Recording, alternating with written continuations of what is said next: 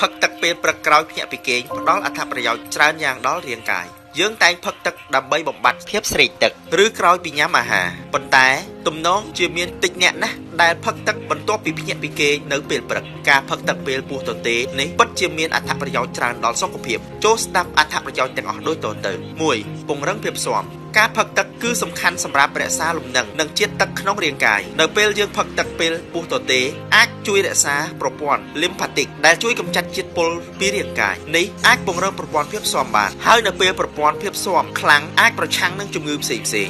2. ជួយសម្រួលដល់ការបន្ទោះបង់ការទល់លាមកអាចប៉ះពាល់ដល់សុខភាពនិងអាចរារាំងការបញ្ចេញជាតិពុលពីក្នុងរាងកាយទឹកគឺមានប្រយោជន៍ជួយដល់ការបន្ទោះបង់ឲ្យបានទៀងទាត់ដូចនេះការផឹកទឹកពេលពោះទទេជាប្រចាំអាចសម្រួលដល់ការបន្ទោះបង់ដែលជួយកម្ចាត់កាកសំណល់ចេញពីរាងកាយ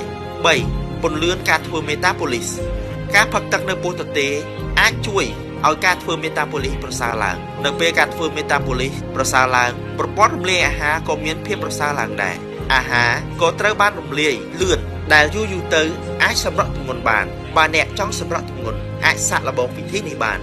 4. បង្កើនចំណង់អាហារពេលព្រឹកមនុស្សភាគច្រើនអាចនឹងមានការលំបាកក្នុងការញ៉ាំអាហារពេលព្រឹកប៉ុន្តែការផឹកទឹកអាចជួយដល់ការបន្ទោះបង់និងដុតកាឡូរីដែលអាចជួយឲ្យយើងឃ្លានអាហារនៅពេលព្រឹកបាន 5. បន្ថយហានិភ័យលើផ្លូវទឹកនោមប្រសិនបើអ្នកមានបញ្ហាលើផ្លូវទឹកនោមការផឹកទឹកនៅពេលព្រឹកអាចមានអត្ថប្រយោជន៍ច្រើនយើងអាចទប់នោមពេញមួយយប់ហើយមានបាក់តេរីនិងជាតិពុលនៅនឹងប្លោកនោមប៉ុន្តែការផឹកទឹកអាចជួយសម្អាតប្លោកនោមដោយការបញ្ចុះនោម 6. បញ្ចេញជាតិពុលពីក្នុងរាងកាយការផឹកទឹកនៅពេលព្រឹកក្រោយពីភ្ញាក់ពីគេងអាចជួយក្នុងការបញ្ចេញជាតិពុលពីក្នុងរាងកាយនៅពេលយប់រាងកាយយើងនឹងជួសជុលកោសិកាដែលខូចខាតដោយខ្លួនឯងហើយបញ្ចេញជាតិពុលទាំងអស់ពីក្នុងរាងកាយនៅពេលយើងផឹកទឹកពេលព្រឹកជាតិពុលទាំងអស់នឹងត្រូវបញ្ចេញពីរាងកាយហើយយើងនឹងមានអារម្មណ៍ស្រស់ថ្លា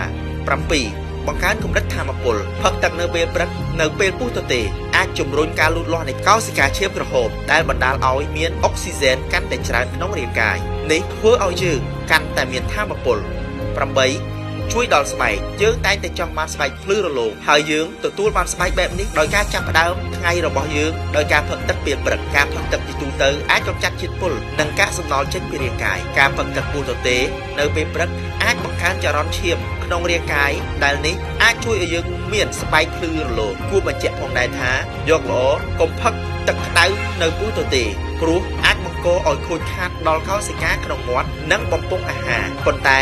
យើងអាចផឹកទឹកក្តៅអ៊ុនៗបាន